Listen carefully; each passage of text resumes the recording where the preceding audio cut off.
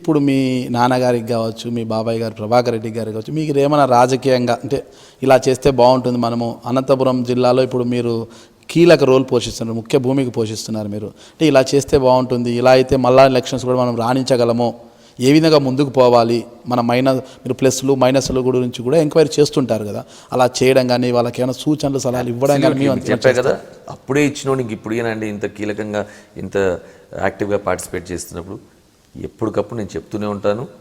ఇది ఎందుకంటే నాకు ఫీడ్బ్యాక్ ఇంకా బాగా వస్తుంది, ఎందుకంటే వాళ్ళు పెద్దవారు, పదవుల్లో కూడా పెద్ద, వయసులో కూడా పెద్ద, అనుభవం ఎక్కువ, ఆ గ్యాప్ చాలా ఉంటుంది. వాళ్ళకి పోయి చెప్పాలంటే చాలామంది భయపడతారు. కానీ నేను ఎట్లా అంటే నేను అందరినీ హద్దుకునే రకం, అలా అందరినీ కలుపుకొని తీసుకెళ్తాను. సో నేను ఎప్పుడు కూడా పొగిటేటోడిని విన్నాను. నేను ఎవరన్నా అన్నా ఇదన్నా నేను ఎప్పుడు విన్నాను.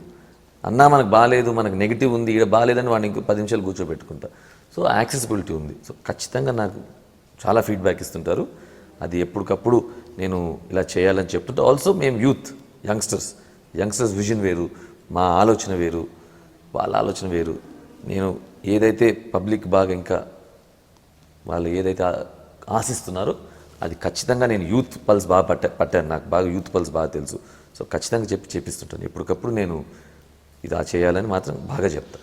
2009లో నాన్నగారైన జేసీ దివాకర్ రెడ్డి గారు గెలిచినప్పుడు మంత్రి పదవి వస్తుందని అందరూ అనుకున్నారు. అయితే ఎందుకు అది చేజారిందంటారు? కారణం ఏమి? 2009 అంటే రాజశేఖర రెడ్డి గారి సెకండ్ టైం సీఎం అయినప్పుడు.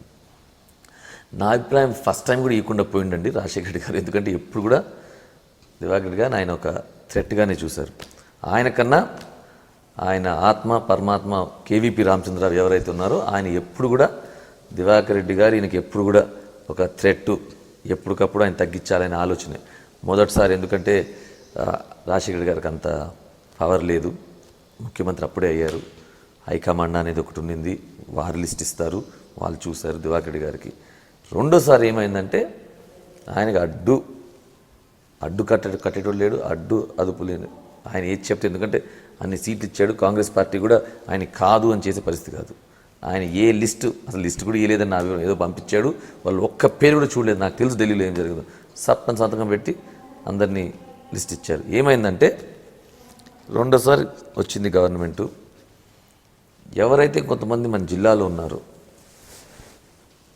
ఒక బేస్ లేదు, ఒక విలువలు లేవు, ఒక కృతజ్ఞత లేదు, ఇంకా ఏమన్నా తెలుగు పదాలు ఉన్నాయని ఆలోచిస్తున్నానండి.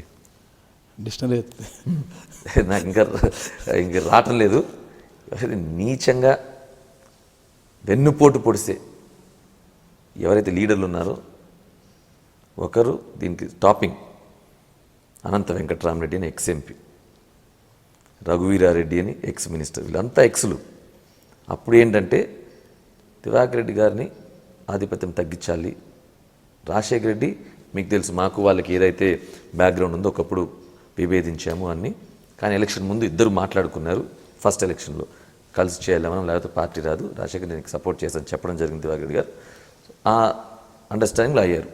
రెండోసారి వచ్చేసరికి వీళ్ళందరూ మనం రాజశేఖర రెడ్డి క్లోజ్ కదా, ఇంకా ఈయన ఏంటి అని ఆయనకి కేవీపీ రామచంద్రరావు డైరెక్షన్లో ఎలా ఆయన్ని దెబ్బతీయాలి అంటే యాంటీ పార్టీ యాక్టివిటీస్ చేశాడు అని ఒకటి చెప్పాలి అని పోయి రాజశేఖర రెడ్డి గారికి వీళ్ళందరూ చెప్పి ఈయన చేశాడు. ఆయనకు తెలుసో మరి తెలియదో, ఆయన ముఖ్యమంత్రిగా తెలియకుండా ఉండడం నేను నమ్మను, ఆయనకు ఖచ్చితంగా తెలుసు.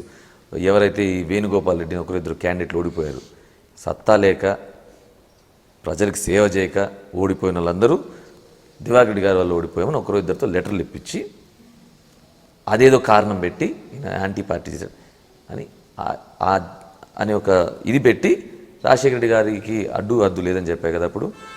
దాంతో మినిస్ట్రీ ఎక్కడం జరిగింది.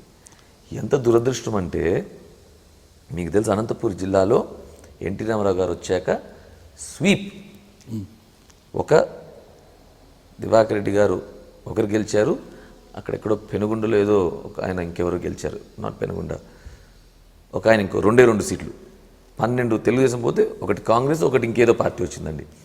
అటువంటి దాంట్లో అసలుకి జెండా పట్టేటోడు లేడు. దివాకర్ రెడ్డి డీసీసీ ప్రెసిడెంట్ అయ్యి ప్రతి పల్లె అండి, నేను ఆయన ఎప్పుడు చూడలేదు పెరిగే వయసులో, ప్రతిరోజు ఉండేటోడు కాదు, ప్రతి పల్లెకి పోయి కాంగ్రెస్ జెండా ఎగిరేసి నేనున్నాను అని. నాకు గుర్తుంది, ఫియట్ కార్ ఉండేది, తిరిగి పల్లె పల్లె పల్లె పల్లె పల్లె పల్లె తిరిగి జెండా వేసి వచ్చిన కాంగ్రెస్ పార్టీ ఆయన బతికిస్తే ఆయన దానికి పార్టీకి యాంటీ చేస్తాడంటే అది నమ్మేదేనా? వీళ్ళందరూ కూడా నేను ఈరోజు మరీ చెప్తున్నాను, నిల్చుకొని ఫోన్ కనెక్షన్ అంటే ఇచ్చేటోళ్ళు వీళ్ళంతా. మా నాన్నగారు అక్కడ కూర్చునేటోళ్ళు కూడా కాదు వీళ్ళంతా. అటువంటి వాళ్ళని మళ్ళీ ఓడిస్తాడు ఆయన. వాళ్ళకి సీట్లు ఇప్పించి ఈ రవిరెడ్డి ఎవరు ఇస్తున్నారో ఆయనకి టికెట్ కూడా ఇచ్చేది ఇష్టం లేదు వైఎస్ రాజశేఖర రెడ్డి గారు మొదటి ఎలక్షన్లో. ఇంకెవరో ఆయనకి ఇద్దాం దివాకర్, ఈయన మంచిది కాదు, కొంచెము అది తెలివి ఇదంటే లేదు, వాళ్ళ నాన్న మంచి రాజకీయ నాయకుడు, బీసీ లీడరు, కొంచెం విలువలు ఉన్నాయని మా నాన్న టికెట్ ఇప్పించాడు. అది కాదమనండి. ఇంకా అనంత వెంకట్రామరెడ్డి అయితే ఇంక చెప్పేదే లేదు. వాళ్ళ నాన్న మా కుటుంబానికి ఎంతో సన్నిహితుడు. మీకు బంధుత్వం ఉందంటారు? బంధుత్వం ఉంది. ఆయనకి టికెట్ నుంచి ఎమ్మెల్సీ నుంచి ప్రతిదీ ఆయనకు చాలా మంచి పెద్ద మనిషి. ప్రతిదీ మేము దగ్గర ఉండి చేశాము. ప్రతిదీ ఈయనకైతే ఇంక ఏమీ తెలియదు. అటువంటి టికెట్ ఇప్పించి డబ్బులు ఖర్చు పెట్టి గెలిపించి అన్నీ చేస్తే ఏంటంటే అక్కడ రాజశేఖరుడు ఉన్నాడు, ఆయన జరుగుతున్నది, ఆయనదే హవా అని ఒక విలువలు లేకుండా, ఒక కృతజ్ఞత లేకుండా, వెన్నపోటు, ఇది ఇంక దీనికన్నా వేరే వర్డ్ లేదు, పోయి వీళ్ళంతా కుట్ర పని చేశారు. మరి రాజశేఖర రెడ్డి గారు తెలుసుకున్నారు వెంటనే, అదేంటి పద్ధతిగా లేదు, దివాకర్ రెడ్డి గారు లేకపోతే జిల్లా కూడా లీడర్షిప్ ఉండదు. ఆయన చనిపోకముందు వారము 10 రోజుల ముందు, ఎందుకంటే అప్పుడు మేము ఇంకా రాజ్భవన్ రోడ్లో ఉన్నాము, గవర్నమెంట్ బంగ్లాలో, ఇంకా మంత్రి గారు కదా ఇచ్చి పెడదామని పోయి చెప్పడం జరిగింది. ఏదో సందర్భంలో రాజశేఖర రెడ్డి గారికి ముఖ్యమంత్రి, లేదండి మేము ఇల్లు కూడా ఇచ్చి పెడుతున్నాము, మంత్రి కూడా కాదని, లేదు దివాకర్, ఇదే మాట అక్కడ ఉండేటోళ్ళకి దానం నాగేందర్ ఎవరైతే ఎక్స్ఎంఎల్ వాళ్ళందరూ కూడా ఉన్నారు, వాళ్ళ సమక్షంలో జరిగింది, వాళ్ళు మళ్ళీ నాకు చెప్పడం కూడా జరిగింది. ఇలా అని 10 రోజుల్లో దివాకర్ నేను తీసుకుంటున్నాను, ఏదో తప్పు, అప్పుడు ఏదో నాకు తెలియక జరిగింది, వాళ్ళు ఏదో చెప్పారు, నేను విన్నాను, తప్పు అయిపోయింది. 10 రోజులు ఆయన taking back in the cabinet. దురదృష్టం ఆయన చనిపోయారు. సో ఆయన తెలుసుకోవడం జరిగింది. అన్నీ మన మంచిగా జరుగుతాయండి.